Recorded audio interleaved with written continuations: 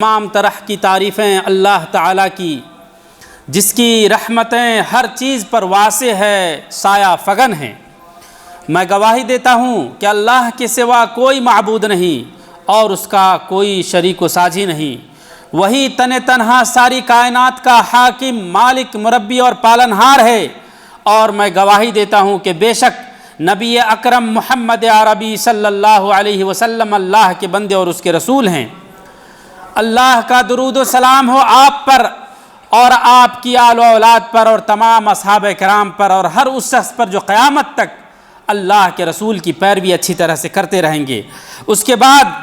مومنوں، ہم اس بات کو یاد دلانا چاہتے ہیں کہ کل رجب المرجب کا پہلا دن ہے، پہلی تاریخ ہے۔ ہاں، یہ وہ مہینہ ہے جس کی حرمت کی تعظیم زمانہ جاہلیت میں بھی تھی، اور اسلام نے تو اس کی تعظیم اور مزید بڑھا دیا ہے۔ یہ وہ عظمت والا مہینہ ہے جس کے اندر نیکیوں کو بڑھا دیا جاتا ہے، اعمال صالحہ کے نیکیوں کو اور اجر کو اللہ تبارک و تعالیٰ بہت ہی بڑھا کر دیتا ہے، اور اس کے برعکس برائیوں کی بھیانک پن بھی بڑھا دی جاتی ہے، یعنی برے اعمال کی سزا بھی اسی طریقے سے بڑے طریقے سے دیتا ہے۔ اس لیے جہاں لوگ طرح طرح کی برائیاں عام مہینے میں کرتے ہیں، لیکن جو شریعت اسلامیہ میں جس کا وجود نہیں، نیکی سمجھ کر وہ بدعات کرتے ہیں، وہ یہ نہیں سوچتے کہ اس مہینے کی حرمت تو یہ ہے کہ اس میں تمام گناہوں سے بچے جائیں،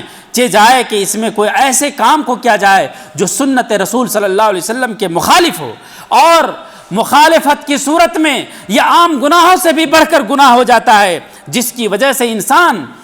بڑے ہی عذاب کے اندر مبتلا ہو سکتا ہے قیامت کے دن۔ یہ وہ مہینہ ہے جس کے اندر زمانے جاہلیت میں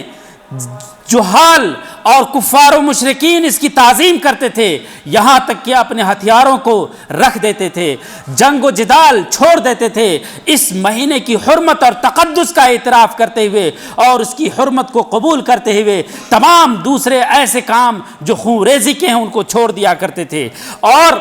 اپنے معبودان باطلہ کے لیے، بتوں کے لیے جانوروں کو ذبح کیا کرتے تھے، اور اس کا نام عتیرہ رکھتے تھے، اس جانور کا نام۔ اور یہی سبب ہے کہ نبی کریم صلی اللہ علیہ وسلم نے فرمایا لا فرع ولا عتیرہ، کہ نہ تو فرع ہے اور نہ ہی عتیرہ ہے۔ فرع کہتے ہیں وہ جانور جو پہلی بار پیدا ہوا ہو، جانور کا وہ بچہ جو پہلی بار بڑا پیدا ہوا ہو اور بڑا ہونے کے بعد اس کو ذبح کریں، اس کو فرع کہتے ہیں۔ جو وہ لوگ اپنے طواغیتوں کے لیے، اپنے معبودان باطلہ کے لیے ذبح کرتے تھے، اور عتیرہ وہ جانور جو رجب المرجب کے مہینے کے اندر وہ ذبح کیا کرتے تھے۔ اور اس مہینے کی عظمت اور اس مہینے کی ان مضر قبیلے کی زیادہ سے زیادہ تعظیم کرنے کی وجہ سے اس مہینے کی نسبت بھی اس کی طرف کر دیا گیا، اسی لیے آپ سنتے ہیں رجب و مضرن کہا جاتا ہے، یعنی مضر قبیلے جس نے اس کی بڑی زیادہ تعظیم کی، سبحان اللہ۔ لیکن جب اسلام آیا تو اس کی شرف کو اور اس کی حرمت کو باقی رکھا، اور لیکن جو اسلام نے کیا وہ کیا کیا؟ باطل عقائد کو باطل کر دیا، جتنے بھی باطل عقائد تھے اس کو مٹا دیے، اس کو ختم کیا، اور ان کی ہدایتوں کی مخالفت کی۔ اللہ تبارک و تعالیٰ نے فرمایا ان عدت الشہور عند اللہ 12 شہرا، کہ اللہ کے نزدیک مہینوں کی تعداد 12 ہیں، جن میں سے 4 حرمت والے مہینے ہیں، اور یہ مہینے اس دن سے ہیں جس دن سے اللہ تعالیٰ نے زمین و آسمان کو پیدا فرمایا، اور اس مہینے کے اندر اللہ تبارک و تعالیٰ نے کہا فلا تظلموا فیہن، اس کے اندر بالخصوص تم اپنے جانوں پر ظلم نہ کرو۔ حضرت ابو بکر رضی اللہ تعالیٰ عنہ کہتے ہیں کہ نبی کریم صلی اللہ علیہ وسلم نے فرمایا کہ اللہ تعالیٰ کے نزدیک مہینے کی تعداد 12 ہیں، جس میں سے 4 حرمت والے ہیں، 3 تو لگاتار ذوالقعدہ، ذوالحجہ اور محرم، اور چوتھا رجب مضر ہے۔ معزز سامعین کرام، یہ مہینہ جس کے اندر رافضی اور صوفی حضرات بدعات کے میدان کو عام کر دیتے ہیں اور بدعات و خرافات کے اعمال اس کے اندر ارتکاب کرتے ہیں، یہ تمام چیزیں جو ان کے علماء اور مشائخ ہیں ان کو اس کی تعلیم دیتے ہیں، ان کے باطل عقائد اور جہالت جو راسخ ہے ان کے اندر، اس کی وجہ سے یہ ساری برائیاں آتی ہیں۔ بہت سارے لوگوں نے بدعت کو اپنے کھانے کا ذریعہ بنا رکھا ہے، اسی لیے وہ اسراء اور معراج کا غلط اور جھوٹا احتفال اور جشن مناتے ہیں۔ اس مہینے کے اندر آپ پوری تاریخ سیرت اسلام کی اٹھا کر کے دیکھیں، کہیں بھی صحابہ کرام نے اسراء اور معراج کے بارے میں، یقیناً ہمارا یقین ہے قرآن کریم میں اللہ تعالیٰ نے اس کو فرمایا، لیکن یہ کہ اس کے بارے میں کوئی جشن منائی ہو، خود نبی کریم صلی اللہ علیہ وسلم نے یا صحابہ کرام نے، اس کا کوئی ثبوت نہیں ملتا۔ اور دین کے اندر کوئی نئی چیز اپنے طرف سے کرنا اچھا سمجھ کر کے، یہی بدعت ہے۔ سنت اور طریقہ وہی ہے، اجر کے باعث وہی ہے جسے اللہ کے رسول صلی اللہ علیہ وسلم نے کیا ہو، صحابہ کرام نے کیا ہو۔ معزز سامعین کرام، ابن عثیمین رحمہ اللہ کہتے ہیں کہ اس مہینے کے اندر نہ خصوصیت کے ساتھ کوئی عمرہ کا سفر ہونا چاہیے اور نہ ہی کوئی نماز، یہاں تک کہ قرآن کریم، نہ روزہ اور اس کے علاوہ کوئی بھی نیکی اس مہینے کے اندر خاص کرے، یہ غلط ہے۔ جس طریقے سے آپ عام نیکیاں کرتے ہیں عام دنوں میں آپ کریں، لیکن بغیر اس نیت کے کہ اس مہینے کی تقدس ہے، ضرور ہے،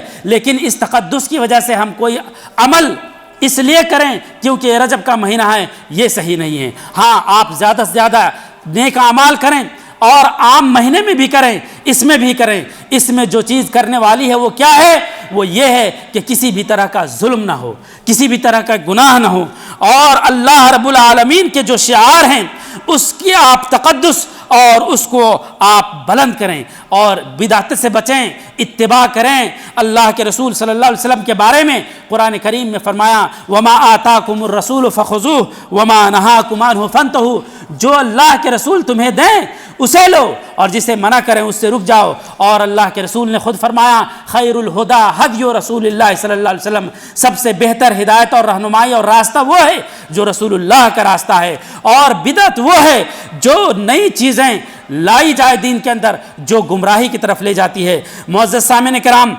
ہمیں قرآن نے حکم دیا ہے کہ ہم نیکوں کے ساتھ اور سچوں کے ساتھ اپنا ساتھی اختیار کریں اور اس مہینے کی تعظیم کریں، اس لیے کہ ہمیں اس بات کا حکم دیا گیا ہے کہ ہم فلا تظلموا فیہن انفسکم، اپنے نفسوں پر اس مہینے کے اندر ظلم نہ کرو۔ حضرت ابن عباس رضی اللہ تعالیٰ عنہما کہتے ہیں کہ اللہ تبارک و تعالیٰ نے اس مہینے کو حرام قرار دیا اور اس کے اندر حرام چیزوں کو مزید حرمت بخشی ہے، اور اس کے اندر گناہ کو بھی بہت زیادہ بڑھا دیا ہے، بھیانک بنا دیا ہے، اور عمل صالح کا اجر بھی بہت زیادہ بڑھا دیا ہے۔ اسی لیے ہمیں چاہیے کہ تمام طرح کی بدترین گناہوں اور چھوٹی گناہوں سے بھی ہم توبہ کریں، دور رہیں، اور شیطان کے کھیل جو ہمارے ساتھ، ہمارے نفسوں کے ساتھ کھیل رہا ہے، اس سے ہم رکیں۔ شیطان ہمارے شہوت کو کے اندر جینے کی تلقین کرتا ہے اور شبہات اور فتنے میں ہمیں ڈالتا ہے، اور ہمیں چاہیے کہ ہم نماز سے غافل نہ ہوئیں، اور وہ لوگ جو گناہوں میں لت پت ہیں انہیں چاہیے کہ کم کریں اپنے گناہوں کو، اور جو لوگ گناہوں میں ڈوبے ہوئے ہیں، حرام کی طرف دیکھ رہے ہیں، انہیں چاہیے کہ وہ سوچے کہ لوگوں کی نگاہیں تو نہیں دیکھتی لیکن اس ذات باری تعالیٰ رب ذوالجلال کی نگاہیں دیکھ رہی ہے جو ہر راز و نیاز کو جانتا ہے۔ رسول اللہ صلی اللہ علیہ وسلم ایک بار ہنس پڑے، لوگوں نے پوچھا کہ اللہ کے رسول آپ نے کیوں ہنسا؟ تو فرمایا کہ مجھے بڑا تعجب ہوا، قیامت کے دن بندہ اپنے رب سے جھگڑا کرے گا اور کہے گا کہ اے اللہ، آپ نے یہ وعدہ کیا ہے کہ میں اپنے بندے پر ظلم نہیں کروں گا۔ تو اللہ کہے گا ہاں کیوں نہیں؟ تو کہے گا کہ اللہ کے رسول، اے اللہ، میں اپنی گواہی قبول کروں گا اپنے گناہوں کے سلسلے میں۔ تو کہا کہ ٹھیک ہے، پھر اللہ تبارک و تعالیٰ ان کے ارکان جسم کو، پارٹس آف باڈی کو اللہ تعالیٰ زبانیں عطا کرے گا اور پھر ان کے خلاف گواہی دے گا۔ تو پھر وہ کہے گا اپنے زبان سے، اپنے ان ارکان سے، اپنے اعضاء و جوارح سے جس کا نقشہ قرآن نے کھینچا ہے، وَقَالُوا لِجُلُودِهِمْ لِمَا شَهِدتُّمْ عَلَيْنَا، وہ کہیں گے کہ اے ہمارے چمڑے، تم نے ہمارے خلاف کیوں گواہی دی؟ ہم تو صرف تمہارے ہی لیے لڑ رہے تھے۔ تو وہ کہے گا کہ جس نے تمہارے منہ میں زبان عطا کیا اللہ نے، اسی نے ہمیں بھی زبان عطا کی۔ اور معزز سامعین کرام، ہمیں چاہیے کہ اپنے نفس کا مراجعہ کریں، اور بالخصوص گناہوں میں جو گناہیں ہو سرزد ہوتی ہیں وہ بدعات جو بہت بڑی گناہ ہیں، اس کو لوگ بہت ہلکے طریقے سے لیتے ہیں۔ ہمیں سوچنا چاہیے کہ سنت کیا ہے، احادیث رسول صلی صلی اللہ علیہ وسلم کا دراسہ کریں، نبی کریم صلی اللہ علیہ وسلم کی محبت عین اس کی اتباع ہے، صحابہ کرام کی اتباع ہے، اور اسی پر ہمارا زور ہے کہ کامیابی ملے گی تو نبی کریم صلی اللہ علیہ وسلم کے طریقوں پر چل کر کے ملے گی۔ اللہ تبارک و تعالیٰ سے دعا ہے کہ اللہ تعالیٰ ہم سے ناراض نہ ہو، ہم سے خوش ہو اس حال میں ہم جب جائیں دنیا سے، آمین۔ وصلی اللہ علی نبینا محمد، السلام علیکم ورحمۃ اللہ۔